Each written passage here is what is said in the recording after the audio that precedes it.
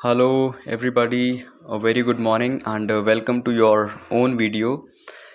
In the last video, I gave an overview of academic IELTS writing task 1, and in this video, I will be explaining uh, the same thing with a few examples. But before commencing up with, I want to discuss two things.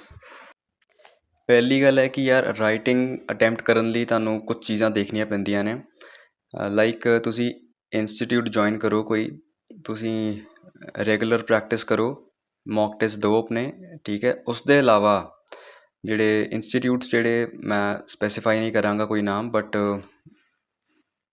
ਉਹ ਤੁਹਾਡਾ writing ਦਾ level increase ਕਰਨ ਲਈ ਕਾਫੀ time ਲਗਾ ਦਿੰਦੇ ਆ ਤੁਹਾਡਾ study time ਵਧਾਉਣ ਲਈ ਜਾਂ ਫਿਰ ਦ ਰੀਜ਼ਨ ਕਰਕੇ ਤੁਸੀਂ ਜ਼ਿਆਦਾ ਤੋਂ ਜ਼ਿਆਦਾ ਉਹਨਾਂ ਕੋਲ ਰਹਿ ਸਕੋ ਬਟ ਤੁਹਾਨੂੰ ਚਾਹੀਦਾ ਕੀ ਹੈ ਤੁਸੀਂ ਗਾਈਡੈਂਸ ਦੇ ਨਾਲ ਨਾਲ ਤੁਸੀਂ ਗੂਗਲ ਤੋਂ ਜਾਂ ਅਦਰ ਪਲੈਟਫਾਰਮਸ ਤੋਂ ਤੁਸੀਂ ਰਾਈਟਿੰਗ ਸੈਂਪਲਸ ਦੇਖੀ ਜੋ ਟਾਸਕ 1 ਟਾਸਕ 2 ਬੇਸਿਕ ਚੀਜ਼ ਹੈ ਕਿ ਤੁਹਾਨੂੰ ਸਟਰਕਚਰ ਪਤਾ ਲੱਗ ਗਿਆ ਤੁਹਾਨੂੰ ਪਤਾ ਲੱਗ ਗਿਆ ਅਟੈਂਪਟ ਕਿਸ ਤਰ੍ਹਾਂ ਕਰਨਾ ਸਿਨੋਨਿਮਸ ਪਤਾ ਲੱਗ ਗਏ ਵਧੀਆ ਵਰਡਸ ਪਤਾ ਲੱਗ ਗਏ ਐਂਡ ਦੈਟਸ ਇਨਫ ਬਟ ਤੁਸੀਂ ਸੈਂਪਲਸ ਰੈਗੂਲਰ ਦੇਖੋ ਵੱਖਰੇ ਵੱਖਰੇ ਪੈਰਾਗ੍ਰਾਫਸ ਦੇ ਵੱਖਰੀਆਂ ਫਿਗਰਸ ਦੇ ਟਾਸਕ 2 ਦੇ ਐਸੇਸ ਤੁਸੀਂ ਰੈਗੂਲਰ ਦੇਖੋ ਤੁਸੀਂ ਟਾਸਕ 2 ਦੇ ਐਸੇਸ ਵੀ ਅਤੇ ਤੁਸੀਂ ਰੈਗੂਲਰ ਬੇਸਿਸ 'ਤੇ ਦੇਖ ਰਹੇ ਹੋ ਪ੍ਰੈਕਟਿਸ ਕਰ ਰਹੇ ਹੋ ਅਤੇ then you can easily get a band score above 6 7 or even 8 you can get and ਦੂਸਰੀ ਗੱਲ ਮੈਂ ਡਿਸਕਸ ਕਰਨੀ ਚਾਹੁੰਦਾ ਕਿ ਦੇਖੋ ਬਣਾਉਣ ਨੂੰ ਇੱਕ ਵੀਡੀਓ 'ਚ ਵੀ ਸਾਰਾ ਕੁਝ ਮੈਂ ਐਕਸਪਲੇਨ ਕਰ ਸਕਦਾ ਬਟ ਉਹਦੇ ਨਾਲ ਐਕਸਪਲੇਨੇਸ਼ਨ ਉਨੀ ਵਧੀਆ ਨਹੀਂ ਹੋਣੀ ਨਾ ਤੁਹਾਨੂੰ ਸਮਝ ਲੱਗਣੀ ਨਾ ਸਮਝਾਉਣ ਦਾ ਮਜ਼ਾ ਆਉਣਾ ਮੈਨੂੰ ਸੋ ਜਦੋਂ ਸਮਝਾਉਣ ਲੱਗੇ ਹੀ ਹੈ then we should go step by step so last video 'ਚ ਮੈਂ ਸਟਰਕਚਰ ਐਕਸਪਲੇਨ ਕੀਤਾ ਤੁਹਾਨੂੰ ਓਵਰਵਿਊ ਦਿੱਤਾ ਇੱਕ ਐਂਡ ਮੈਂ ਹੁਣ ਤੁਹਾਨੂੰ ਹੌਲੀ ਹੌਲੀ ਫਿਗਰਸ ਵੀ ਐਕਸਪਲੇਨ ਕਰਾਂਗਾ ਲਾਈਕ ਇਨ ਦਿਸ ਵੀਡੀਓ ਮੈਂ ਸਪੈਸੀਫਿਕਲੀ ਬਾਰ ਗ੍ਰਾਫਸ ਤੁਹਾਨੂੰ ਐਕਸਪਲੇਨ ਕਰਾਂਗਾ 2 ਬਾਰ ਗ੍ਰਾਫਸ ਦੀ ਐਗਜ਼ਾਮਪਲਸ ਮੈਂ ਲਈਆਂ ਕਿਸ ਤਰ੍ਹਾਂ ਤੁਸੀਂ ਅਟੈਂਪਟ ਕਰਨਾ ਉਹ ਮੈਂ ਐਕਸਪਲੇਨ ਕਰਦਾ ਚਲੋ ਦੇਖੀਏ ਹੁਣ ਤੁਹਾਡਾ ਬਾਰ ਗ੍ਰਾਫ ਕੁਛ ਇਸ ਤਰ੍ਹਾਂ ਦਾ ਹੁਣ ਟਾਸਕ 1 'ਚ ਕੁਐਸ਼ਨ ਹੈ the chart below gives information about the most common sports played in New Zealand in 2002 ਹੁਣ ਮੈਂ ਤੁਹਾਨੂੰ ਲਾਸਟ ਵੀਡੀਓ 'ਚ ਵੀ ਕਿਹਾ ਸੀ ਕਿ introduction body paragraph 1 body paragraph 2 and then conclusion ਠੀਕ ਹੈ ਅਤੇ ਮੈਂ ਤੁਹਾਨੂੰ ਇੱਕ ਚੀਜ਼ ਦੱਸੀ ਸੀ ਕਿ ਤੁਸੀਂ ਜਿਹੜੀ ਇਹ ਲਾਈਨ ਲਿਖੀ ਹੈ ਕੁਛ ਕੀ ਕਰਦੇ ਆ ਇਹ ਐਗਜ਼ੈਕਟ ਇਹੀ ਲਾਈਨ ਕਾਪੀ ਕਰ ਦਿੰਦੇ ਆ ਇਹ ਲਾਈਨ ਜਸਟ ਲਿਖੀ ਹੈ ਤੁਹਾਨੂੰ ਐਕਸਪਲੇਨ ਕਰਨ ਲਈ ਉਹਨਾਂ ਵੱਲੋਂ ਕਿ ਇਹ ਗਿਵਨ ਕੀ ਹੈ ਤੁਸੀਂ ਇੰਟਰੋਡਕਸ਼ਨ ਆਪਣੀ ਦੇਣੀ ਹੈ ਇਸ ਲਾਈਨ ਨੂੰ ਦੇਖ ਕੇ ਨਹੀਂ ਦੇਣੀ ਇਸ ਫਿਗਰ ਨੂੰ ਦੇਖ ਕੇ ਦੇਣੀ ਹੈ ਤੁਸੀਂ ਫਿਗਰ 'ਚੋਂ ਕੀ ਦੇਖ ਰਹੇ ਹੋ ਸਪੋਰਟਸ ਪਲੇਟ ਦੇਖ ਰਹੇ ਹੋ ਇਹ ਕਿੰਨੀਆਂ ਸਪੋਰਟਸ ਹੈ ਇਹ ਪਰਸੈਂਟੇਜ ਆਫ ਸਪੋਰਟਸ ਹੈਗੀਆਂ ਅਤੇ ਥੱਲੇ ਗਰਲਸ ਐਂਡ ਬੋਇਜ਼ ਵੀ ਲਿਖਿਆ ਸੋ ਇਹ ਸਾਰੀਆਂ ਚੀਜ਼ਾਂ ਦੇਖ ਕੇ ਕੀ ਦਿਮਾਗ 'ਚ ਆ ਰਿਹਾ ਕੀ ਸਭ ਕੁਛ ਕੀ ਤੁਹਾਨੂੰ ਦਿਖ ਰਿਹਾ ਉਹ ਚੀਜ਼ ਤੁਸੀਂ ਚੰਗੀ ਤਰ੍ਹਾਂ ਪੜ੍ਹਨੀ ਹੈ ਦੇਖਣੀ ਹੈ ਅਤੇ ਫਿਗਰਸ ਤੁਸੀਂ ਅੰਡਰਸਟੈਂਡ ਚੰਗੀ ਤਰ੍ਹਾਂ ਕਰਕੇ ਫਿਰ ਇੰਟਰੋਡਕਸ਼ਨ ਲਿਖਣੀ ਹੈ ਲਾਈਕ ਮੈਂ ਲਿਖਿਆ the given bar graph illustrates the percentage of numerous sports played in New Zealand ਵਿਚ were most common among boys and girls in year 2002 ਤੁਹਾਨੂੰ ਗਿਵਨ ਹੈ ਕਿ ਨਿਊਜ਼ੀਲੈਂਡ ਦੇ ਵਿੱਚ ਸਾਲ 2002 ਦੇ ਵਿੱਚ ਇੰਨੇ ਪਰਸੈਂਟ ਬੋਇਜ਼ ਨੇ ਅਤੇ ਇੰਨੇ ਪਰਸੈਂਟ ਗਰਲਸ ਨੇ ਇਹ ਸਾਰੀਆਂ ਸਪੋਰਟਸ ਖੇਡੀਆਂ ਅਤੇ ਮੈਂ ਪਿਛਲੀ ਵੀਡੀਓ 'ਚ ਐਕਸਪਲੇਨ ਕੀਤਾ ਸੀ ਕਿ ਬੋਡੀ ਪੈਰਾਗ੍ਰਾਫ 1 ਵਿੱਚ ਤੁਸੀਂ ਇੱਕ ਚੀਜ਼ ਤੋਂ ਸਟਾਰਟ ਕਰਨਾ ਹੁਣ ਤੁਸੀਂ ਦੇਖੋ ਤੁਸੀਂ ਸਪੋਰਟਸ ਤੋਂ ਸਟਾਰਟ ਕਰ ਦਿਓਗੇ ਕਿ ਕ੍ਰਿਕਟ ਇੰਨੇ ਪਰਸੈਂਟ ਗਰਲਸ ਨੇ ਖੇਡੀ ਅਤੇ ਇੰਨੇ ਪਰਸੈਂਟ ਬੋਇਜ਼ ਨੇ ਖੇਡੀ ਐਥਲੈਟਿਕਸ ਇੰਨੇ ਪਰਸੈਂਟ ਗਰਲਸ ਨੇ ਖੇਡੀ ਇੰਨੇ ਪਰਸੈਂਟ ਬੋਇਜ਼ ਨੇ ਖੇਡੀ ਅਤੇ ਤੁਹਾਡਾ ਬਹੁਤ ਲੰਬਾ ਚੱਲ ਜਾਣਾ ਅਤੇ ਕੋਈ ਸੀਕੁਐਂਸ ਨਹੀਂ ਹੋਣੀ ਅਤੇ ਐਕਸਪਲੇਨ ਕਰਨਾ ਬਹੁਤ ਹੀ ਮੁਸ਼ਕਿਲ ਹੋ ਜਾਣਾ ਇਸ ਕਰਕੇ ਤੁਸੀਂ ਇਟਸ ਬੈਟਰ ਕਿ ਪਹਿਲੇ ਗਰਲਸ ਤੋਂ ਸ਼ੁਰੂ ਕਰੋ ਫਿਰ ਬੋਇਜ਼ ਤੋਂ ਜਾਂ ਫਿਰ ਪਹਿਲੇ ਬੋਇਜ਼ ਤੋਂ ਫਿਰ ਗਰਲਸ ਤੋਂ ਕਿ ਗੱਲ ਕਰੀਏ ਬੋਇਜ਼ ਦੀ ਬੋਇਜ਼ ਨੇ ਇੰਨੇ ਪਰਸੈਂਟ ਬੋਇਜ਼ ਨੇ ਇਹ ਗੇਮ ਖੇਡੀ ਇੰਨੇ ਪਰਸੈਂਟ ਬੋਇਜ਼ ਨੇ ਇਹ ਗੇਮ ਖੇਡੀ ਇੱਕ ਬੋਡੀ ਪੈਰਾਗ੍ਰਾਫ ਅਤੇ ਦੂਸਰਾ ਬੋਡੀ ਪੈਰਾਗ੍ਰਾਫ ਆਏਗਾ ਗਰਲਸ ਦਾ ਕਿ ਇੰਨੇ ਪਰਸੈਂਟ ਗਰਲਸ ਨੇ ਇਹ ਗੇਮ ਖੇਡੀ ਅਤੇ ਇੰਨੇ ਪਰਸੈਂਟ ਗਰਲਸ ਨੇ ਇਹ ਫਲਾਣੀ ਗੇਮ ਖੇਡੀ ਅਤੇ ਫਿਰ ਆਏਗੀ ਸਾਡੀ ਕਨਕਲੂਜਨ ਹੁਣ ਮੈਂ ਪਹਿਲੇ ਵੀ ਕਿਹਾ ਸੀ ਕਿ ਹੁਣ ਇਹਦੇ ਵਿੱਚ ਦੇਖੋ ਕਾਫੀ ਫਿਗਰਸ ਗਿਵਨ ਨੇ ਪਰ ਤੁਸੀਂ ਹਰ ਇੱਕ ਚੀਜ਼ ਐਕਸਪਲੇਨ ਨਹੀਂ ਕਰਨੀ ਸਭ ਤੋਂ ਵੱਡੀ ਗਲਤੀ ਜਿਹੜੇ ਬਿਗਨੀਅਰਸ ਹੁੰਦੇ ਉਹ ਕੀ ਕਰਦੇ ਆ ਉਹ ਸਟਾਰਟ ਕਰਦੇ ਜਿਸ ਤਰ੍ਹਾਂ ਗਰਲਸ ਤੋਂ ਸਟਾਰਟ ਕੀਤਾ ਕਿ like 1% of girls played cricket 5% of girls played athletics nearly 3% of girls played martial arts ਉਹ ਸਿੱਧਾ ਐਕਸਪਲੇਨ ਕਰਨ ਲੱਗ ਪੈਂਦੇ ਆ ਤੁਸੀਂ ਇਸ ਤਰ੍ਹਾਂ ਨਹੀਂ ਕਰਨਾ ਤੁਸੀਂ ਬੋਇਜ਼ ਤੋਂ ਸਟਾਰਟ ਕਰ ਰਹੇ ਹੋ ਜਾਂ ਗਰਲਸ ਤੋਂ ਸਟਾਰਟ ਕਰ ਰਹੇ ਹੋ ਤੁਸੀਂ ਜੋ ਮੇਰੇ ਹਿਸਾਬ ਨਾਲ ਬੈਸਟ ਤਰੀਕਾ ਰਹੇਗਾ ਮੈਕਸਿਮਮ, ਫਿਰ ਉਸ ਤੋਂ ਬਾਅਦ ਜੋ ਵਿੱਚ ਹੈਗਾ ਅਤੇ ਬਾਅਦ 'ਚੋਂ ਮਿਨੀਮਮ। ਲਾਈਕ ਤੁਸੀਂ ਜੇ ਗੱਲ ਕਰ ਰਹੇ ਹੋ ਗਰਲਸ ਦੀ, ਤਾਂ ਤੁਸੀਂ ਦੇਖ ਸਕਦੇ ਹੋ ਕਿ maximum amount of like girls played netball and swimming, ਹੈ ਨਾ। ਅਤੇ ਮਿਨੀਮਮ ਗਰਲਸ ਨੇ ਕ੍ਰਿਕਟ ਨੂੰ ਪ੍ਰੈਫਰ ਕੀਤਾ ਅਤੇ ਮਾਰਸ਼ਲ ਆਰਟਸ ਨੂੰ ਪ੍ਰੈਫਰ ਕੀਤਾ, ਹੈ ਨਾ। ਇਹ ਦੇਖ ਰਹੇ ਹੋ। ਅਤੇ ਉਸ ਤੋਂ ਬਾਅਦ ਤੁਸੀਂ ਲਿਖ ਸਕਦੇ ਹੋ। ਹੁਣ ਆਪਾਂ ਦੇਖੀਏ ਮੈਂ ਲਿਖਿਆ ਕੀ ਹੈ। Initiating with the sports played by girls, it could be seen that cricket and martial arts have been least preferred by girls, which accounted for a percentage below 3%, whereas a count of 5 to 10% girls showed interest in sports like athletics, basketball, tennis, and others. Netball and swimming, on the other hand, accounted for a maximum percentage of near to a quarter, matlab 25%, in terms of preferences of sports among girls.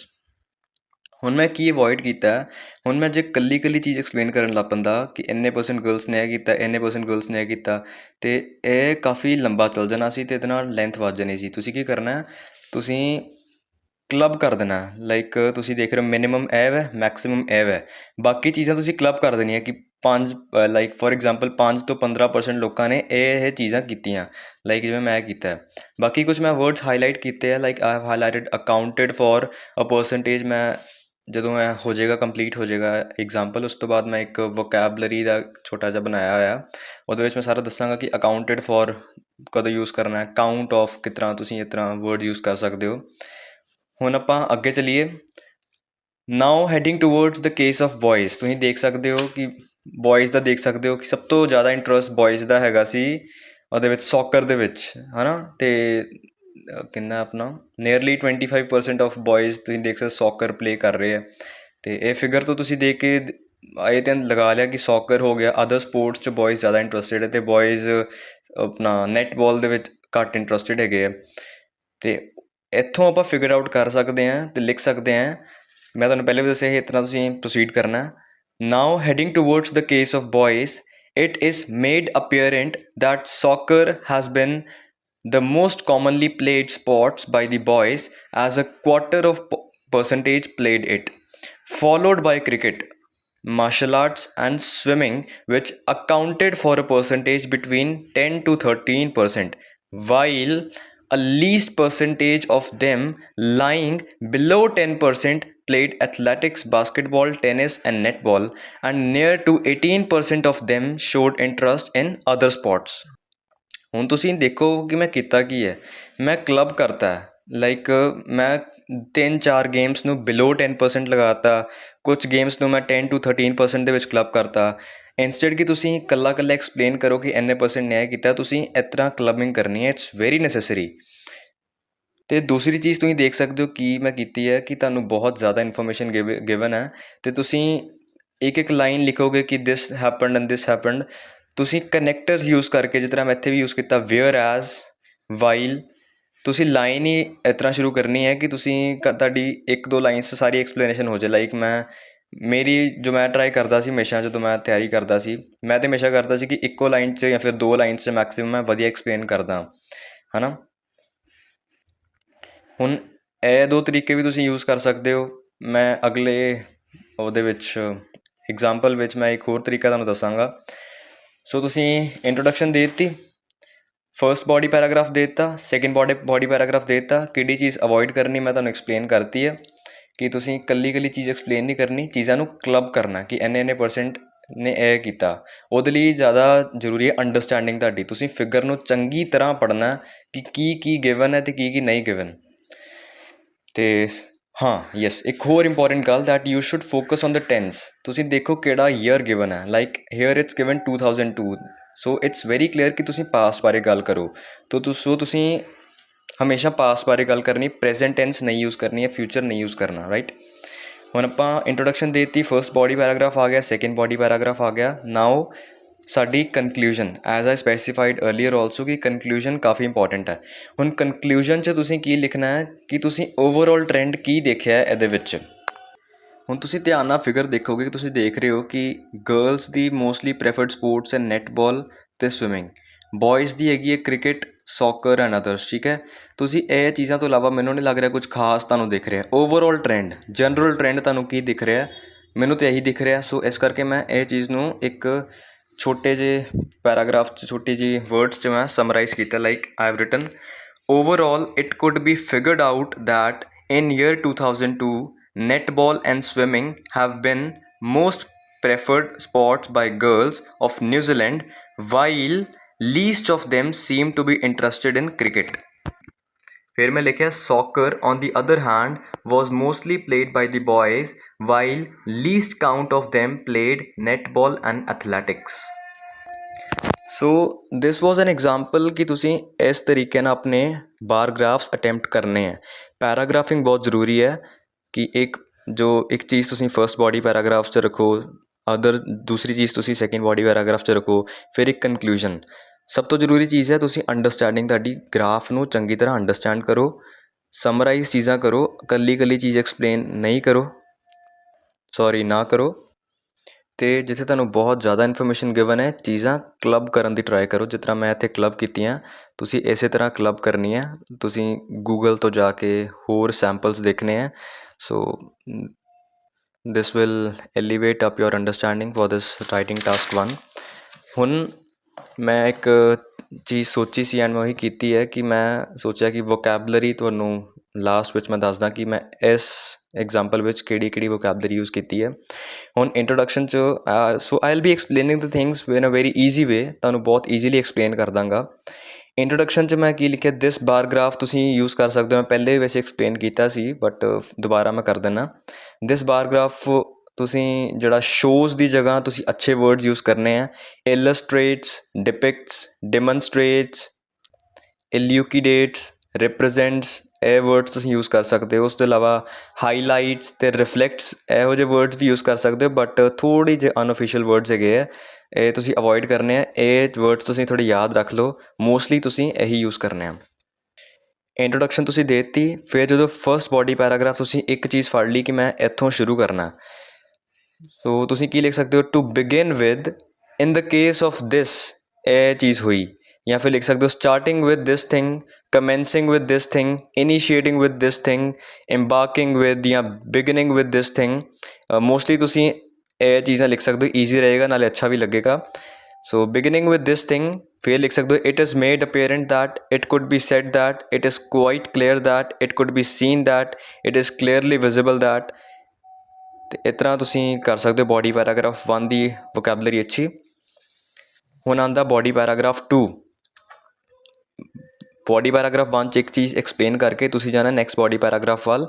ਫਿਰ ਲਿਖਣਾ ਨਾਓ moving towards the ਸਕਦੇ ਹੋ, now moving towards the other thing, heading towards the other thing, approaching towards, focusing on ਜਾਂ proceeding towards. ਉਸ ਤੋਂ ਇਲਾਵਾ ਲਿਖ ਸਕਦੇ ਹੋ coming on to this thing, ਜਾਂ ਫਿਰ in terms of this thing it could be said that, it could be seen that. ਉਸ ਤੋਂ ਇਲਾਵਾ putting up the focus on this thing, ਉਹ ਐਕਸਪਲੇਨ ਕਰ ਦਿਓ ਤੁਸੀਂ ਸਾਰਾ ਬਾਡੀ ਪੈਰਾਗ੍ਰਾਫ 2। ਉਸ ਤੋਂ ਬਾਅਦ ਆਉਂਦੀ ਹੈ ਤੁਹਾਡੀ ਕਨਕਲੂਜਨ 'ਚ ਆਈ ਆਲਰੇਡੀ ਐਕਸਪਲੇਨ ਕਿ ਤੁਸੀਂ ਜਰਨਲ ਟ੍ਰੈਂਡ ਕਿ ਓਵਰਆਲ ਕੀ ਵਧਿਆ ਕੀ ਘਟਿਆ ਅਤੇ ਇਹ ਚੇਂਜਸ ਆਏ ਆ, ਇੱਕ ਸਮਰਾਈਜ਼ ਕਰਨਾ ਛੋਟੇ ਜਿਹੇ ਪੈਰਾਗ੍ਰਾਫ ਵਿੱਚ। ਠੀਕ ਹੈ, ਸਾਰਾ ਤੁਸੀਂ ਓਵਰਵਿਊ ਲੈ ਲੈਣਾ ਦੇਖ ਕੇ ਧਿਆਨ ਨਾਲ, ਅਤੇ ਤੁਸੀਂ ਕਨਕਲੂਜਨ ਕਰਨਾ। ਅਤੇ ਸਟਾਰਟਿੰਗ ਲਾਈਨਸ ਤੁਹਾਨੂੰ ਪਤਾ ਹੀ ਹੈ, ਜਿਵੇਂ overall it could be said that, it is made apparent ਲਿਖ ਸਕਦੇ ਹੋ, ਇਟ ਇਜ਼ ਫਿਗਰਡ ਆਊਟ, ਜਾਂ ਫਿਰ it can be figured out that. ਇਹ ਚੀਜ਼ਾਂ ਵੈਸੇ ਤੁਹਾਨੂੰ ਮੈਂ ਪਹਿਲੇ ਵੀ ਐਕਸਪਲੇਨ ਕੀਤੀਆਂ ਸੀ, ਬਟ ਹੁਣ ਜਿਹੜੀ ਮੇਨ ਚੀਜ਼ ਹੈ ਜੋ ਆਈ ਥਿੰਕ ਕਿ ਲੋੜ ਹੈਗੀ ਐਕਸਪਲੇਨੇਸ਼ਨ ਦੀ, ਉਹ ਹੈ ਤੁਸੀਂ ਕੁਛ ਚੀਜ਼ਾਂ ਕਿਵੇਂ ਲਿਖਣੀਆਂ ਨੇ। ਤੁਸੀਂ ਸਪੈਸੀਫਾਈ ਕਿਵੇਂ ਕਰਨਾ ਕਿ ਇੰਨਾ ਪਰਸੈਂਟੇਜ ਇੱਥੇ ਸੀ, ਇੰਨੀ ਪਰਸੈਂਟੇਜ ਉੱਥੇ ਸੀ। ਸੋ ਲਿਖ ਸਕਦੇ ਹੋ ਪਹਿਲੀ ਚੀਜ਼, a count of this very percentage was interested in this. Like example ਆਪਾਂ ਲੈ ਲਈਏ, ਆਪਾਂ ਲਿਖ ਸਕਦੇ ਹਾਂ ਫॉर ਐਨ ਐਗਜ਼ਾਮਪਲ ਕਿ ਜਿਸ ਤਰ੍ਹਾਂ ਕ੍ਰਿਕਟ ਦਾ ਲੈ ਲਈਏ, ਆਪਾਂ ਬॉयज़ ਨੇ ਦੇਖ ਸਕਦੇ ਹਾਂ 10% ਖੇਡੀ। ਆਪਾਂ ਲਿਖ ਸਕਦੇ ਹਾਂ a count of 10% boys seem to be interested in cricket, ਇਸ ਤਰ੍ਹਾਂ ਲਿਖ ਸਕਦੇ ਹੋ। ਉਸ ਤੋਂ ਇਲਾਵਾ ਲਿਖ ਸਕਦੇ ਹੋ ਫਲਾਣੀ ਚੀਜ਼ accounted for this very percentage. ਆਪਾਂ ਲਿਖ ਸਕਦੇ ਹਾਂ X thing accounted for this very percentage. Same example ਆਪਾਂ ਕ੍ਰਿਕਟ ਦੀ ਲਈਏ, ਆਪਾਂ ਲਿਖ ਸਕਦੇ in terms of men cricket accounted for 10%, ਇਸ ਤਰ੍ਹਾਂ ਲਿਖ ਸਕਦੇ ਹਾਂ। ਜਸਟ ਐਨ ਐਗਜ਼ਾਮਪਲ ਹੈ। ਤੇ ਉਸ ਤੋਂ ਇਲਾਵਾ ਆਪਾਂ ਥਰਡ ਥਿੰਗ ਆਪਾਂ ਲਿਖ ਸਕਦੇ ਹਾਂ ਕਿ XYZ things lied below this thing, XYZ things lied above this thing. ਉਹ ਕਲੱਬਿੰਗ ਕਰਨ ਦੇ ਚੱਕਰ 'ਚ ਕਲੱਬਿੰਗ ਕਰਨੀ ਬਹੁਤ ਜ਼ਰੂਰੀ ਹੈ। ਫਿਰ ਆਪਾਂ ਇਸ ਤਰ੍ਹਾਂ ਹੀ ਕਲੱਬਿੰਗ ਕਰਨੀ ਹੁੰਦੀ ਹੈ। ਉਸ ਤੋਂ ਬਾਅਦ ਲਿਖ ਸਕਦੇ ਹਾਂ X things were confined to this very percentage. ਆਪਾਂ ਇਹਦੀ ਐਗਜ਼ਾਮਪਲ ਲੈ ਲਈਏ ਕਿ like in terms of netball and swimming the percentage of men was confined to 15%। ਜਿੰਨੀ ਵੀ ਗਿਵਨ ਹੈ ਤੁਸੀਂ ਦੇਖ ਕੇ ਲਾ ਹੀ ਲਿਓ। ਇਹਨਾਂ ਕੇਸਿਸ ਵਿੱਚ ਇੱਕ ਚੀਜ਼ ਦੀ ਪਰਸੈਂਟੇਜ ਇੱਥੋਂ ਉੱਤੇ ਨਹੀਂ ਜਾ ਰਹੀ ਅਤੇ ਉੱਥੇ ਵਰਡ ਯੂਜ਼ ਕਰ ਸਕਦੇ ਹੋ confined to this very percentage. ਪੰਜਵੀਂ ਕਲੱਬਿੰਗ ਤੁਸੀਂ ਕਰ ਸਕਦੇ ਹੋ ਕਿ these things lied around this percentage। ਅਤੇ ਇਸ ਤਰ੍ਹਾਂ ਤੁਸੀਂ ਲਿਖ ਸਕਦੇ ਹੋ। ਅਤੇ ਕਲੀਅਰ ਇਲਸਟ੍ਰੇਸ਼ਨ ਇਹਦੀ ਜ਼ਿਆਦਾ ਅੱਛੀ ਐਕਸਪਲੇਨੇਸ਼ਨ ਹੋਏਗੀ। ਜ਼ਿਆਦਾ ਤੋਂ ਜ਼ਿਆਦਾ ਐਗਜ਼ਾਮਪਲਸ ਦੇਖ ਕੇ ਤੁਸੀਂ ਗੂਗਲ ਤੋਂ ਵੀ ਦੇਖ ਸਕਦੇ ਹੋ। ਇਸ ਵੀਡੀਓ ਦਾ ਰਿਸਪੌਂਸ ਜੇ ਅੱਛਾ ਆਏਗਾ ਮੇਰੀ ਵੀਡੀਓਜ਼ ਦਾ ਦੈਨ ਆਈਲ ਟਰਾਈ ਕਿ ਮੈਂ ਅੱਛੀਆਂ ਐਗਜ਼ਾਮਪਲਸ ਸੈਂਪਲਸ ਤੁਹਾਡੇ ਅੱਗੇ ਲੈ ਕੇ ਆਵਾਂ। ਉਸ ਤੋਂ ਇਲਾਵਾ ਤੁਸੀਂ ਗੂਗਲ 'ਤੇ ਜ਼ਿਆਦਾ ਤੋਂ ਜ਼ਿਆਦਾ ਸੈਂਪਲਸ ਦੇਖ ਸਕਦੇ ਹੋ ਆਪਣੀ ਅੰਡਰਸਟੈਂਡਿੰਗ ਹੋਰ ਇਨਹੈਂਸ ਕਰਨ ਲਈ। ਹੁਣ ਇੱਕ ਹੋਰ ਅੱਛੀ ਵੋਕੈਬਲਰੀ ਲਈ ਤੁਹਾਡੇ ਪਰਸੈਂਟੇਜ ਨੂੰ ਤੁਸੀਂ ਆਪਾਂ ਕਿਸ ਤਰ੍ਹਾਂ ਲਿਖ ਸਕਦੇ ਹਾਂ ਉਹ ਵੀ ਦੇਖੀਏ। ਜੇ 25% ਗਿਵਨ ਆਪਾਂ ਸਿੱਧਾ ਲਿਖਣ ਦੇ ਬਜਾਏ ਕਿ 25% ਡਿਡ ਦਿਸ, ਆਪਾਂ 25% ਨੂੰ ਅ ਕੁਆਟਰ ਲਿਖ ਸਕਦੇ ਹਾਂ। ਅਤੇ ਜੇ ਪਰਸੈਂਟੇਜ 20 ਤੋਂ 30% ਤੱਕ ਗਿਵਨ ਹੈ ਜਾਂ ਫਿਰ ਇੰਨੀ ਗਿਵਨ ਹੈ ਤਾਂ ਆਪਾਂ ਲਿਖ ਸਕਦੇ quite less or quite more than a quarter ਜਾਂ ਫਿਰ slightly less or slightly more than a quarter. ਜੇ ਪਰਸੈਂਟੇਜ ਗਿਵਨ ਹੈ 10% ਆਪਾਂ ਲਿਖ ਸਕਦੇ ਹਾਂ ਅ 10th। ਇਸ ਕੇਸ 'ਚ ਆਪਾਂ ਲਿਖ ਸਕਦੇ ਹਾਂ ਅ 10th ਪਾਰਟ ਆਫ ਪਰਸੈਂਟੇਜ। ਜੇ 8 ਤੋਂ 14% ਤੱਕ ਪਰਸੈਂਟੇਜ ਗਿਵਨ ਹੈ ਫਿਰ ਆਪਾਂ ਲਿਖ ਸਕਦੇ ਹਾਂ ਕੁਆਇਟ ਲੈਸ ਜਾਂ ਸਲਾਈਟਲੀ ਲੈਸ, ਕੁਆਇਟ ਮੋਰ ਜਾਂ slightly more than a 10th part of percentage.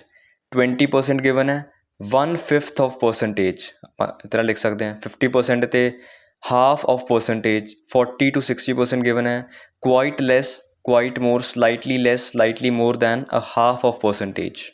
ਤੋਂ ਇਲਾਵਾ ਜਿਹੜਾ ਆਈਡੀਆ ਮੈਂ ਤੁਹਾਨੂੰ ਰਿਕਮੈਂਡ ਕੀਤਾ ਸੀ ਕਿ ਤੁਸੀਂ ਬੋਡੀ ਪੈਰਾਗ੍ਰਾਫਸ ਕਿਵੇਂ ਐਕਸਪਲੇਨ ਕਰਨੇ ਨੇ, ਪਹਿਲੇ ਸਭ ਤੋਂ ਵੱਧ ਜਿਹੜੀ ਚੀਜ਼ ਹੋਈ ਹੈ ਜਾਂ ਸਭ ਤੋਂ ਘੱਟ ਜਿਹੜੀ ਚੀਜ਼ ਹੋਈ ਹੈ ਉਹ, ਬਾਅਦ 'ਚੋਂ ਕਲੱਬਿੰਗ ਕਰਕੇ ਇਹ ਚੀਜ਼ਾਂ ਇੰਨੀ ਪਰਸੈਂਟੇਜ ਵਿੱਚ ਹੋਈਆਂ ਅਤੇ ਬਾਕੀ ਲਾਸਟ ਵਿੱਚ ਵੀ ਸਭ ਤੋਂ ਵੱਧ ਜਾਂ ਸਭ ਤੋਂ ਘੱਟ ਇਹ ਚੀਜ਼ਾਂ ਤੁਸੀਂ ਬੋਡੀ ਪੈਰਾਗ੍ਰਾਫ ਤੁਸੀਂ ਇਸ ਤਰ੍ਹਾਂ ਐਕਸਪਲੇਨ ਕਰਨਾ। ਉਹਦੇ ਵਿੱਚ ਆਪਾਂ ਕਿਹੜੀ ਵੋਕੈਬਲਰੀ ਯੂਜ਼ ਕਰ ਸਕਦੇ ਹਾਂ। You can write a majority of people preferred this, a major count of percentage was interested in this, ਜਾਂ a maximum amount of percentage was interested in this। ਜਾਂ ਲਿਖ ਸਕਦੇ ਹੋ most people preferred this thing accounting for this very percentage। ਇਸ ਤਰ੍ਹਾਂ ਲਿਖ ਸਕਦੇ ਹੋ। ਗੱਲ ਕਰੀਏ ਲੀਸਟ ਦੀ, ਫਿਰ ਲਿਖ ਸਕਦੇ ਹੋ least count of percentage did this, ਜਾਂ least amount of people preferred this thing accounting for this very percentage, ਜਾਂ this very thing was least, ਜਾਂ minimum count of percentage preferred this, ਜਾਂ minutest of the percentage lied in this very thing। ਇਸ ਤਰ੍ਹਾਂ ਤੁਸੀਂ ਲਿਖ ਸਕਦੇ ਹੋ। ਹੁਣ ਇਹ ਮੈਂ ਤੁਹਾਨੂੰ ਐਕਸਪਲੇਨ ਕੀਤਾ ਇੱਕ ਐਗਜ਼ਾਮਪਲ। ਇਹਦੇ ਵਿੱਚ ਤੁਹਾਨੂੰ ਈਅਰਸ ਨਹੀਂ ਗਿਵਨ ਹੈਗੇ ਸੀ, changes taking place during this very span of time ਇਹ ਨਹੀਂ ਸੀ ਗਿਵਨ। ਹੁਣ ਮੈਂ ਤੁਹਾਨੂੰ ਇੱਕ ਦੂਸਰੀ ਐਗਜ਼ਾਮਪਲ ਸ਼ੋਅ ਕਰਾਂਗਾ like this. In the previous video ਮੈਨੂੰ ਲੱਗਦਾ ਮੈਂ ਸ਼ਾਇਦ ਸੇਮ ਗ੍ਰਾਫ ਲਿਆ ਸੀ। ਚਲੋ ਵਧੀਆ, ਇਹਦੇ ਵਿੱਚ ਫਿਊਚਰ ਦਾ ਵੀ ਆ ਗਿਆ ਅਤੇ ਮੈਂ ਤੁਹਾਨੂੰ ਅੱਛੀ ਤਰ੍ਹਾਂ ਐਕਸਪਲੇਨ ਸਾਰੀ ਚੀਜ਼ਾਂ ਕਰ ਸਕਾਂਗਾ। ਹੁਣ ਇਹਦਾ ਕੁਐਸ਼ਨ ਦੇਖੀਏ ਜਾਂ ਫਿਰ ਜੋ ਗਿਵਨ ਹੈਗੇ ਦੇਖੀਏ। ਗਿਵਨ ਹੈ the bar chart below gives information about the percentage of population living in urban areas in different parts of world। ਇਹ ਤਾਂ ਤੁਹਾਨੂੰ ਐਕਸਪਲੇਨ ਕਰਨ ਲਈ ਹੋ ਗਿਆ। ਹੁਣ ਤੁਸੀਂ ਧਿਆਨ ਨਾਲ ਫਿਗਰਸ ਦੇਖੋ ਕੀ ਗਿਵਨ ਹੈ ਕਿ ਅਫਰੀਕਾ, ਏਸ਼ੀਆ, ਯੂਰਪ ਇਹ ਕੰਟਰੀਜ਼ ਗਿਵਨ ਨੇ। ਅਤੇ 1950 ਜਿਹੜਾ ਡਾਰਕ ਵਿੱਚ ਹੈ, 2007 ਥੋੜ੍ਹਾ ਲਾਈਟ ਹੈ, ਅਤੇ ਜਿਹੜਾ ਬਰਾਈਟੈਸਟ 2050 ਹੈਗਾ ਇਹ ਥਰਡ ਚੀਜ਼ ਹੈ ਨਾ। ਅਤੇ ਹੁਣ ਦੇਖ ਸਕਦੇ ਹੋ 1950 'ਚ 15% ਅਫਰੀਕਾ 'ਚ ਰਹਿ ਰਹੀ ਸੀ ਪਾਪੂਲੇਸ਼ਨ, 17% ਏਸ਼ੀਆ 'ਚ ਰਹਿ ਰਹੀ ਸੀ, ਯੂਰਪ 'ਚ 51% ਸੀ। 2007 ਵਿੱਚ ਪਾਪੂਲੇਸ਼ਨ 15 ਦੀ 37% ਹੋ ਗਈ ਅਫਰੀਕਾ 'ਚ, ਏਸ਼ੀਆ 'ਚ 41% ਹੋ ਗਈ, ਯੂਰਪ 'ਚ 72% ਹੋ ਗਈ। And it's expected in 2050 that ਉਹ ਪਾਪੂਲੇਸ਼ਨ 62% ਹੋ ਜਾਏਗੀ ਅਫਰੀਕਾ ਦੀ, ਏਸ਼ੀਆ ਦੀ 66% ਹੋ ਜਾਏਗੀ। ਹੁਣ ਇਹ ਤੁਹਾਨੂੰ ਗਿਵਨ ਹੈ ਅਤੇ ਆਪਾਂ ਦੇਖ ਸਕਦੇ ਹਾਂ ਕਿ ਇਹ ਚੀਜ਼ਾਂ ਗਿਵਨ ਹੈ, ਪਾਪੂਲੇਸ਼ਨ ਗਿਵਨ ਹੈ, ਏਰੀਆਜ਼ ਗਿਵਨ ਨੇ। ਅਤੇ ਹੁਣ ਆਪਾਂ ਇਹਦੀ ਇੰਟਰੋਡਕਸ਼ਨ ਕਿਵੇਂ ਦੇਣੀ, ਜਿਸ ਤਰ੍ਹਾਂ ਮੈਂ ਇੰਟਰੋਡਕਸ਼ਨ ਦਿੱਤੀ ਹੈ The given bar chart elucidates the percentage of population residing in urban areas in various parts of world and variations in percentage which took place in the given years. ਉਹੀ ਚੀਜ਼ ਆਪਾਂ ਦੇਖ ਰਹੇ ਹਾਂ ਕਿ ਕਿੰਨੇ percent population various parts of world 'ਚ ਰਹਿ ਰਹੀ ਸੀ ਅਤੇ ਕਿਹੜੇ ਚੇਂਜਸ ਆਏ ਓਵਰ ਦ ਈਅਰਸ 1950 ਤੋਂ 2007 ਤੱਕ ਕਿਹੜੇ ਚੇਂਜਸ ਆਏ and what is expected to be in 2050 ਅਤੇ ਵੇਰੀਏਸ਼ਨਸ ਕਿਹੜੀਆਂ ਹੋਣਗੀਆਂ। ਇਹੀ ਚੀਜ਼ਾਂ ਗਿਵਨ ਨੇ ਅਤੇ ਇਹੀ ਮੈਂ ਇੰਟਰੋਡਕਸ਼ਨ ਲਿਖੀ ਹੈ। ਉਸ ਤੋਂ ਬਾਅਦ ਆ ਜਾਂਦਾ ਇੱਕ ਲਾਈਨ ਲੀਵ ਕਰਕੇ ਬੋਡੀ ਪੈਰਾਗ੍ਰਾਫ 1 ਅਤੇ ਮੈਂ ਤੁਹਾਨੂੰ ਪਹਿਲੇ ਵੀ ਐਕਸਪਲੇਨ ਕੀਤਾ ਸੀ। ਹੁਣ ਤੁਸੀਂ ਕਰਨ ਲੱਗ ਪਓਗੇ ਕਿ ਅਫਰੀਕਾ 'ਚ 15% 1950 'ਚ 15% ਸੀ, 2007 'ਚ 37% ਸੀ, 2050 'ਚ ਐਕਸਪੈਕਟਡ ਟੂ ਬੀ 62%। ਏਸ਼ੀਆ ਦਾ ਕਰੋਗੇ, ਯੂਰਪ ਦਾ ਕਰੋਗੇ, ਬਹੁਤ ਲੰਬਾ ਚੱਲ ਜਾਣਾ ਅਤੇ ਬਹੁਤ ਹੀ ਕਨਫਿਊਜ਼ਿੰਗ ਹੋ ਜਾਣਾ ਅਤੇ ਉਹ ਨਹੀਂ ਮੈਨੇਜ ਹੋਣਾ। ਅਤੇ ਮੇਰੇ ਹਿਸਾਬ ਨਾਲ ਜਾਂ ਫਿਰ ਬੈਸਟ ਤਰੀਕਾ ਜੋ ਕਹਿ ਸਕਦੇ ਆਪਾਂ ਹੈ ਈਅਰਸ ਤੋਂ ਸਟਾਰਟ ਕਰੋ ਕਿ ਸਟੈਪ ਪਹਿਲੇ 1950 ਦੀ ਗੱਲ ਕਰੋ, 2007 ਦੀ ਗੱਲ ਕਰੋ, ਫਿਰ 2050 ਦੀ ਗੱਲ ਕਰੋ। ਅਤੇ ਇਹਦੇ ਵਿੱਚ ਵੀ ਸਭ ਤੋਂ ਵੱਡੀ ਗਲਤੀ ਜਿਹੜੀ ਬੱਚੇ ਕਰਦੇ ਆ ਉਹ ਹੈਗੀ ਹੈ ਕਿ ਲਾਈਕ ਦੇ do like starting with the year 1950 ਕਹਿ ਲਈਏ, ਉਹ ਕਹਿੰਦੇ ਆ 15% ਆਫ ਪੋਪੂਲੇਸ਼ਨ ਅਫਰੀਕਾ 'ਚ ਰਹਿ ਰਹੀ ਸੀ, 17% of them was residing in Asia, 51% Europe 'ਚ। ਇਸ ਤਰ੍ਹਾਂ ਕਦੀ ਨਹੀਂ ਕਰਨਾ। ਮੈਂ ਤੁਹਾਨੂੰ ਪਹਿਲੇ ਵੀ ਕਿਹਾ ਤੁਸੀਂ ਲਿਖਣਾ ਮੈਕਸੀਮਮ ਪੋਪੂਲੇਸ਼ਨ ਕਿੱਥੇ ਰਹਿ ਰਹੀ ਸੀ, ਮਿਨੀਮਮ ਕਿੱਥੇ ਰਹਿ ਰਹੀ ਸੀ। ਅਤੇ ਵਿੱਚ ਆਪਾਂ ਦੇਖ ਸਕਦੇ ਹਾਂ ਹੁਣ 1950 'ਚ 64 to 62% ਪੋਪੂਲੇਸ਼ਨ ਜਿਹੜੀ ਹੈ ਉਹ ਨਾਰਥ ਅਮੈਰੀਕਾ ਅਤੇ ਓਸ਼ਨੀਆ 'ਚ ਰਹਿ ਰਹੀ ਹੈ। ਮਿਨੀਮਮ ਅਫਰੀਕਾ ਅਤੇ ਏਸ਼ੀਆ 'ਚ ਰਹਿ ਰਹੀ ਹੈ ਅਤੇ 51 ਅਤੇ 42% ਪੋਪੂਲੇਸ਼ਨ ਯੂਰਪ ਅਤੇ ਕੈਰੇਬੀਅਨ 'ਚ ਰਹਿ ਰਹੀ ਹੈ। ਇਹ ਆਪਾਂ ਕਿਵੇਂ ਲਿਖ ਸਕਦੇ ਹਾਂ, let's see. Commencing with the year 1950 it is made apparent that, ਇਹ ਵੀ ਤਰੀਕਾ ਨੋਟ ਕਰਨਾ ਇੱਕ ਲਾਈਨ 'ਚ ਸਾਰਾ ਚੀਜ਼ਾਂ ਐਕਸਪਲੇਨ ਕਰਨ ਦਾ। Where a majority of world population resided in North America and Oceania, accounting for 62 to 64% population, near to half of population was living in Europe and Latin America. Apologies for the cutting. And whereas a least count of population below 17% resided in Asia and Africa. ਹੁਣ ਆਪਾਂ ਕੱਲੀ ਚੀਜ਼ explain ਕਰਨ ਦੀ ਚੰਗਾ ਆਪਾਂ ਇਹ ਸਾਰੀ ਚੀਜ਼ਾਂ ਇੱਕੋ ਪੈਰਾਗ੍ਰਾਫ 'ਚ ਕਲੱਬ ਕਰ ਲਈਆਂ ਅਤੇ ਦੇਖਣ ਨੂੰ ਵੀ ਅੱਛਾ ਲੱਗ ਰਿਹਾ ਅਤੇ ਵੋਕੈਬਲਰੀ ਵੀ ਅੱਛੀ ਹੈ। ਸੋ ਇਟਸ ਬੈਟਰ ਕਿ ਤੁਸੀਂ ਕਲੱਬ ਕਰੋ ਰਾਦਰ ਦੈਨ ਐਕਸਪਲੇਨਿੰਗ ਈਚ ਥਿੰਗ। ਹੁਣ ਯੂ ਨੋ ਵੈਰੀ ਵੈਲ ਕਿ ਆਪਾਂ ਪ੍ਰੋਸੀਡ ਕਰਨਾ ਟੂ ਦ ਈਅਰ 2007। ਹੁਣ ਆਪਾਂ ਕਿਸ ਤਰ੍ਹਾਂ ਕਰਾਂਗੇ, now coming to the year 2007 a noticeable incline in world population could be witnessed, and it is quite clear that the countries like Europe, Caribbean, North America and Oceania accounted for maximum residence of world population over 70%, followed by Asia and Africa having least of it ranging between 37 to 41%. ਹੁਣ ਇਹਦੇ ਵਿੱਚ ਬਹੁਤ ਧਿਆਨ ਨਾਲ ਦੇਖੋ ਮੈਂ ਕੀ ਕੀਤਾ, ਮੈਂ ਯੂਰਪ, ਕੈਰੇਬੀਅਨ, ਨਾਰਥ ਅਮੈਰੀਕਾ, ਓਸ਼ਨੀਆ ਇਹ ਕੰਟਰੀਜ਼ ਨੂੰ ਮੈਂ ਕਲੱਬ 4 ਕੰਟਰੀਜ਼ ਨੂੰ ਮੈਂ ਕਲੱਬ ਕਰਤਾ ਓਵਰ 70% ਪੋਪੂਲੇਸ਼ਨ 'ਚ। ਤੁਸੀਂ ਦੇਖ ਹੀ ਰਹੇ ਹੋ 2007 'ਚ 71% ਓਸ਼ਨੀਆ 'ਚ ਰਹਿ ਰਹੀ ਸੀ, 79%, 76%, 72%। ਸੋ ਜ਼ਿਆਦਾਤਰ 70 ਤੋਂ ਉੱਪਰ ਦੇਖ ਰਹੇ ਹਾਂ ਅਤੇ ਆਪਾਂ ਵਧੀਆ ਸਗੋਂ ਚਾਰੋਂ ਕੰਟਰੀਜ਼ ਕਲੱਬ ਕਰਦੀ ਕਿ ਇਹ 4 ਕੰਟਰੀਜ਼ ਦੀ ਪੋਪੂਲੇਸ਼ਨ ਜਿਹੜੀ ਹੈਗੀ ਹੈ ਉਹ 70% ਤੋਂ ਉੱਪਰ ਸੀ। ਉਸ ਤੋਂ ਬਾਅਦ ਮੈਂ ਯੂਜ਼ ਕੀਤਾ word followed by Asia and Africa having least of it ranging between 37 to 41%। ਹੁਣ ਕੱਲੀ ਚੀਜ਼ ਐਕਸਪਲੇਨ ਕਰਨ ਤੋਂ ਚੰਗਾ ਅਤੇ ਇਹ ਕਲੱਬਿੰਗ ਹੈ। ਹੁਣ ਗੱਲ ਕਰੀਏ 2050 ਦੀ, ਮੈਂ ਤੁਹਾਨੂੰ ਪਹਿਲੇ ਵੀ ਕਿਹਾ ਸੀ you have to focus on the tense. 2007 ਤੱਕ ਦੀ ਗੱਲ ਸੀ ਆਪਾਂ ਪਾਸਟ ਲਿਖਿਆ। ਹੁਣ 2050 ਦੀ ਗੱਲ ਹੈ, ਇਹ ਆ ਗਿਆ ਫਿਊਚਰ। ਹੁਣ ਸਾਨੂੰ ਪਤਾ ਨਹੀਂ ਹੈ ਕਿ ਇਹ ਚੀਜ਼ ਹੋਈ ਹੈ, ਬਟ ਆਪਾਂ ਇਹ ਤਾਂ ਐਕਸਪੈਕਟਡ ਹੈ ਕਿ ਜਿਸ ਹਿਸਾਬ ਨਾਲ ਪੋਪੂਲੇਸ਼ਨ ਵੱਧ ਰਹੀ ਹੈ ਇਹ ਤਾਂ ਐਕਸਪੈਕਟ ਹੀ ਕੀਤਾ ਜਾ ਸਕਦਾ ਕਿ ਇਸ ਤਰ੍ਹਾਂ ਹੋਏਗਾ। ਉਹਨੂੰ ਆਪਾਂ ਕਿਸ ਤਰ੍ਹਾਂ ਲਿਖਾਂਗੇ, further more in year 2050 the world population is anticipated, ਮਤਲਬ ਕਿ expected to burgeon even more, मतलब increase even more, where a majority of world's population between 76 to 90%, and मैं club करता will reside in Europe, Caribbean, Oceania and North America, while 62 to 66% of it is expected to live in Africa and Asia. ਹੁਣ explain rather than explaining each thing ਮੈਂ clubbing ਇੱਥੇ ਫੇਰ ਕੀਤੀ ਹੈ, and it's you can see it's very useful to minimize the word limit as well as to make your writing look a way too good so 3 body paragraphs explain ਹੋ ਗਏ ਕਿਉਂਕਿ ਇੱਥੇ 3 years given ਹੈਗੇ ਸੀ। ਹੁਣ ਤੁਹਾਨੂੰ past ਦਾ ਪਤਾ ਲੱਗ ਚੁੱਕਾ ਹੈ ਅਤੇ ਹੁਣ ਫਿਊਚਰ ਦਾ ਵੀ ਮੈਂ ਤੁਹਾਨੂੰ ਦੱਸ ਚੁੱਕਾ ਹਾਂ। ਫਿਊਚਰ 'ਚ ਤੁਸੀਂ ਐਕਸਪੈਕਟਿਡ, ਮੈਂ ਤੁਹਾਨੂੰ ਵਰਡਸ ਅੱਗੇ ਦੱਸਾਂਗਾ, ਤੁਸੀਂ ਹਮੇਸ਼ਾ ਲਿਖਣਾ ਕਿ ਇਹ ਐਕਸਪੈਕਟ ਕੀਤਾ ਜਾ ਸਕਦਾ ਹੈ ਕਿ ਇਹ ਹੋਵੇਗਾ।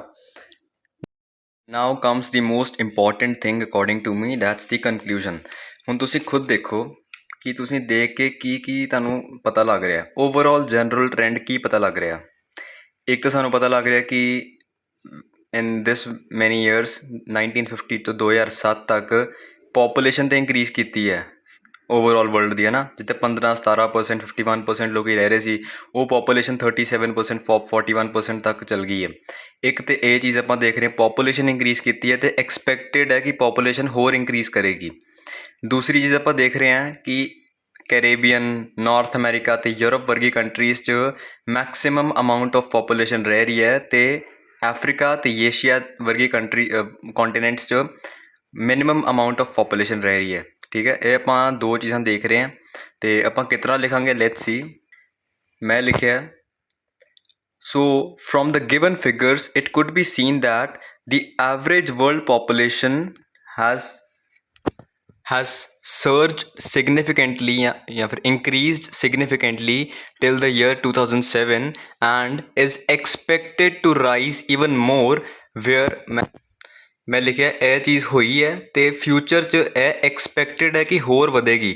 2050 ਦੀ ਗੱਲ ਹੈ, ਫਿਊਚਰ ਦੀ ਗੱਲ ਹੈ ਅਤੇ ਆਪਾਂ ਐਕਸਪੈਕਟ ਹੀ ਕਰ ਸਕਦੇ ਹਾਂ to rise even more where a majority of it. ਮੈਂ ਨਾਲ ਹੀ ਵੇਅਰ ਕਨੈਕਟਰ ਯੂਜ਼ ਕਰਕੇ ਦੂਸਰੀ ਪੁਆਇੰਟ ਵੀ ਲਿਖਤਾ ਆਪਾਂ ਜੋ ਓਬਜ਼ਰਵ ਕੀਤਾ, where a majority of it resided in Europe, Caribbean, North America, whereas ਨਾਲ ਹੀ ਕਨੈਕਟਰ ਯੂਜ਼ ਕਰਕੇ Africa and Asia remained minors in the terms of population residency।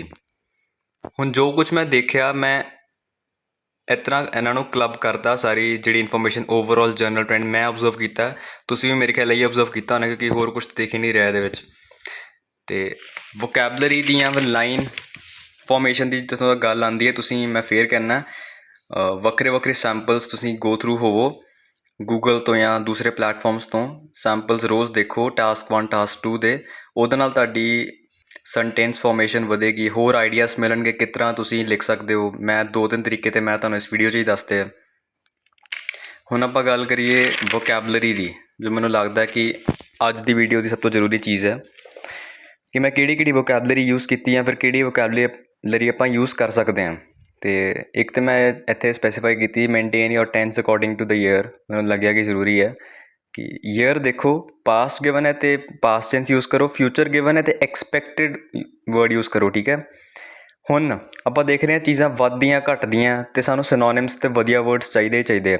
ਹੁਣ increase ਦੀ ਗੱਲ ਕਰੀਏ, ਇਹ ਚੀਜ਼ ਵਧੀ ਹੈ over the years, this thing increased. Increase ਦੀ ਜਗ੍ਹਾ ਆਪਾਂ ਕੀ ਯੂਜ਼ ਕਰ ਸਕਦੇ ਹਾਂ, inclined, surged, burgeoned, rose up to this thing, rose up to, ਜਾਂ this thing boosted up to, this thing climbed up to, ਜਾਂ ਫਿਰ ਲਿਖ ਸਕਦੇ ਹਾਂ ਬਿਕੇਮ ਟਵਾਈਸ ਥਰਾਈਸ। ਜੇ ਕਿਤੇ ਆਪਾਂ ਦੇਖ ਰਹੇ ਹਾਂ 20% ਸੀ, ਨੈਕਸਟ ਈਅਰ ਇਟ ਬਿਕਮਸ 40% ਅਤੇ ਆਪਾਂ ਲਿਖ ਸਕਦੇ ਹਾਂ ਬਿਕਮਸ ਟਵਾਈਸ। ਜੇ 60% ਹੋ ਗਿਆ ਤਾਂ ਆਪਾਂ ਲਿਖ ਸਕਦੇ ਹਾਂ ਬਿਕੇਮ ਥਰਾਈਸ, ਹੈ ਨਾ। ਅਤੇ ਇਸ ਤਰ੍ਹਾਂ ਲਿਖ ਸਕਦੇ ਆਪਾਂ ਇੰਕਰੀਜ਼ ਦੇ ਸਿਨੋਨਿਮਸ। ਗੱਲ ਕਰੀਏ decrease the, decrease, this thing ਡਿਕਰੀਜ਼ਡ ਦੀ ਜਗ੍ਹਾ ਆਪਾਂ ਲਿਖ ਸਕਦੇ ਹਾਂ ਡਿਕਲਾਈਨਡ, ਦਿਸ ਥਿੰਗ ਬੋਟਮਡ, ਜਾਂ this thing fell down to, this thing retarded to, this thing lessen to, ਜਾਂ ਫਿਰ this thing hit a low point of this percentage, ਹੈ ਨਾ। ਇਸ ਤਰ੍ਹਾਂ ਆਪਾਂ ਡਿਕਰੀਜ਼ ਦੇ ਸਿਨੋਨਿਮਸ ਲਿਖ ਸਕਦੇ ਹਾਂ। ਹੁਣ ਰਾਈਟਿੰਗ ਨੂੰ ਹੋਰ ਅੱਛੀ ਕਰਨ ਲਈ ਆਪਾਂ ਉਹਦੇ ਨਾਲ ਵੀ ਕੀ ਲਿਖ ਸਕਦੇ ਹਾਂ, ਇੰਕਰੀਜ਼ ਜਾਂ ਡਿਕਰੀਜ਼ ਸਿਗਨੀਫਿਕੈਂਟਲੀ, ਟਰਮੈਂਡਸਲੀ ਮਤਲਬ ਬਹੁਤ ਹੀ ਜ਼ਿਆਦਾ ਇੰਟੈਂਸ ਇੰਕਰੀਜ਼ ਜਾਂ ਡਿਕਰੀਜ਼ ਆਉਂਦਾ, ਬਹੁਤ ਹੀ ਜ਼ਿਆਦਾ ਇੰਕਰੀਜ਼ ਜਾਂ ਡਿਕਰੀਜ਼ ਹੋ ਜਾਂਦਾ, ਫਿਰ ਆਪਾਂ ਟਰਮੈਂਡਸ ਵਰਡ ਯੂਜ਼ ਕਰਦੇ ਹਾਂ। ਜੇ ਆਪਾਂ ਦੇਖ ਰਹੇ ਹਾਂ ਕਿ ਇੱਕ ਕੰਟੀਨਿਊਟੀ ਦੇ ਵਿੱਚ ਹੋ ਰਿਹਾ ਇੰਕਰੀਜ਼, ਕਾਫੀ ਮਤਲਬ ਕੰਟੀਨਿਊ ਇੱਕ ਅੱਛਾ ਇੰਕਰੀਜ਼ ਹੋ ਰਿਹਾ, ਫਿਰ ਆਪਾਂ ਯੂਜ਼ ਕਰ ਸਕਦੇ ਹਾਂ ਗ੍ਰੈਜੂਅਲੀ ਇੰਕਰੀਜ਼ਡ, ਯੂਨੀਫਾਰਮਲੀ ਇੰਕਰੀਜ਼ਡ।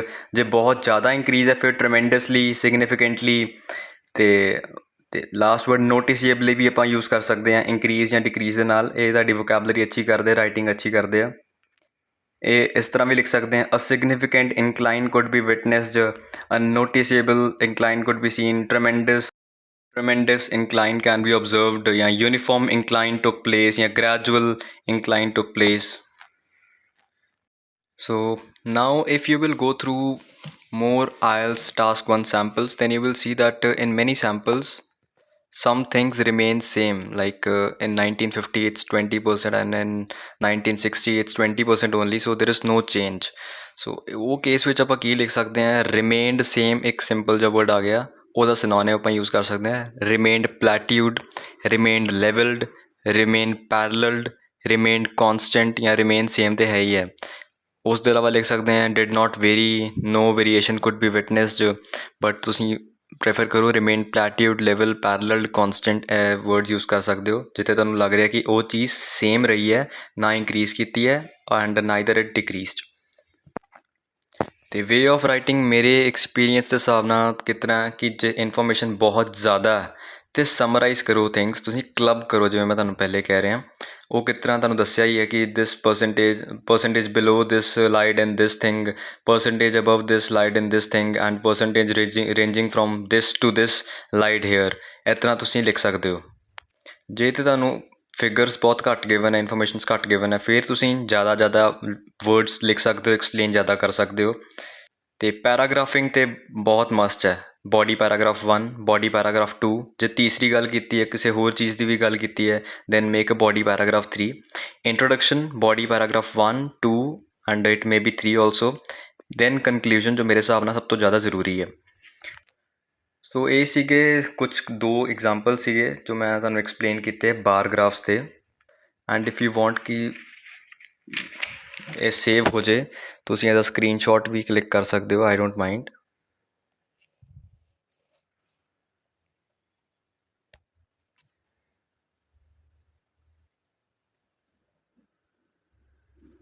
ਇਹ ਪਿਛਲੀ ਵੀਡੀਓ ਪਿਛਲੇ ਐਗਜ਼ਾਮਪਲ ਦਾ।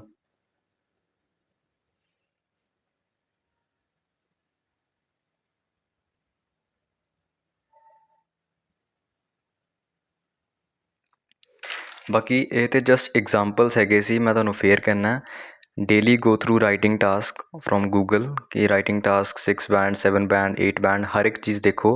ਹਾਲਾਂਕਿ ਜਿਹੜਾ 8 ਬੈਂਡ ਰਾਈਟਿੰਗ ਹੈ ਉਹਦੇ ਲਈ ਥੋੜ੍ਹੀ ਕੁ ਅਲੱਗ ਗਾਈਡੈਂਸ ਚਾਹੀਦੀ ਹੈ, ਥੋੜ੍ਹੀ ਕੁ ਵੋਕੈਬਲਰੀ ਅੱਛੀ ਹੋਣੀ ਚਾਹੀਦੀ ਹੈ, way of explaining the things ਥੋੜ੍ਹੇ ਕੁ ਅੱਛੇ ਹੋਣੇ ਚਾਹੀਦੇ। ਮੈਂ ਉਹਦੀ ਵੀ ਵੀਡੀਓ ਬਣਾਵਾਂਗਾ if you will demand, but ਇਹ ਸਟਰਕਚਰ ਯੂਜ਼ ਕਰਕੇ then at least 6 you can get, ਘੱਟੋ ਘੱਟ 6 ਤਾਂ ਆ ਹੀ ਜਾਣਗੇ, 6, 6.5 ਐਂਡ ਈਵਨ 7 ਤੁਸੀਂ ਲੈ 7 ਬੈਂਡਸ ਵੀ ਲੈ ਸਕਦੇ ਹੋ ਜੇ ਇਹ ਸਟਰਕਚਰ ਤੁਸੀਂ ਫੋਲੋ ਕਰੋਗੇ। ਅਤੇ ਇਹ ਸਿੰਪਲੈਸਟ ਵੇ ਹੈ ਰਾਈਟਿੰਗ ਕਰਨ ਦਾ, ਜੋ ਨਾ ਜ਼ਿਆਦਾ ਕੰਪਲੀਕੇਟਡ ਹੈ, ਅਤੇ ਕੁਛ ਕੁ ਵਰਡਸ, ਕੁਛ ਸਿਨੋਨਿਮਸ ਯੂਜ਼ ਕਰਕੇ ਤੁਸੀਂ ਕਾਫੀ ਅੱਛੀ ਰਾਈਟਿੰਗ ਕਰ ਸਕਦੇ ਹੋ। ਹੁਣ ਫਿਊਚਰ ਵਿੱਚ ਵੀ ਮੈਂ ਇੱਕ ਸੀਕੁਐਂਸ ਵਿੱਚ ਹੀ ਚੱਲਾਂਗਾ।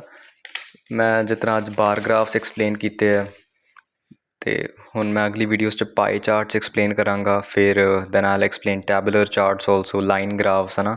ਕੁਛ ਵੀਡੀਓਜ਼ ਲੱਗਣਗੀਆਂ ਬਣਾਉਣ ਨੂੰ ਇੱਕ ਵੀਡੀਓ 'ਚ ਵੀ ਆਈ ਕੈਨ ਐਕਸਪਲੇਨ, ਬਟ ਉਸ ਤਰ੍ਹਾਂ ਉਸ ਲੈਵਲ ਦੀ ਅੰਡਰਸਟੈਂਡਿੰਗ ਨਹੀਂ ਹੋ ਸਕਦੀ as compare to the way in which you will go sequence wise. So it will take 2 to 3 videos I think to cover up whole task 1 of writing, to cover up each and everything. Then I'll come towards task 2. So best of luck, keep going through writing task 1, task 2 samples from the Google, keep on practicing, and ਇਹ structure follow ਕਰਕੇ ਅਤੇ writing samples Google ਤੋਂ ਦੇਖ ਕੇ ਤੁਸੀਂ writing 'ਚ ਇੱਕ decent band score I think ਤੁਸੀਂ ਲੈ ਸਕਦੇ ਹੋ। And one most important think ਮੈਂ ਤੁਹਾਨੂੰ ਕਹਿਣੀ ਚਾਹੁੰਦਾ, ਹੈਂਡ ਰਾਈਟਿੰਗ ਤੁਸੀਂ ਬਹੁਤ ਅੱਛੀ ਰੱਖਣੀ ਹੈ। ਮੇਰੇ ਵਰਗੀ ਹੈਂਡ ਰਾਈਟਿੰਗ ਬਿਲਕੁਲ ਨਹੀਂ ਰੱਖਣੀ, because I have been a non medical student and it's very difficult for me to have a decent handwriting. ਤੁਸੀਂ ਪ੍ਰੈਕਟਿਸ ਜਦੋਂ ਕਰਨਾ, ਪੈਨ ਨਾਲ ਕਦੀ ਨਹੀਂ ਕਰਨਾ, always use pencil for practicing and have a eraser with you. Pencil eraser ਨਾਲ ਤੁਸੀਂ ਬੜੇ ਇੱਕ ਕੈਪਸ ਦੇ ਕੇ ਬੜੇ ਕਲੀਅਰ ਵਰਡਸ ਲਿਖ ਕੇ ਪ੍ਰੈਕਟਿਸ ਕਰਨਾ। ਹੈਂਡ ਰਾਈਟਿੰਗ ਤੁਹਾਡੀ ਬਹੁਤ ਹੀ ਅੱਛੀ ਅਤੇ ਪ੍ਰੈਜੈਂਟੇਬਲ ਹੋਏਗੀ, ਅਤੇ ਕਾਫੀ ਪ੍ਰੈਜੈਂਟੇਸ਼ਨ ਬਹੁਤ ਅੱਛੀ ਹੋ ਜਾਂਦੀ ਹੈ। ਐਟਲੀਸਟ ਮੇਰੇ ਵਰਗੀ ਹੈਂਡ ਰਾਈਟਿੰਗ ਤਾਂ ਕਦੀ ਨਹੀਂ ਤੁਸੀਂ ਕਰਨੀ, right. So all the very best, you will do good, it's not that difficult. So thank you.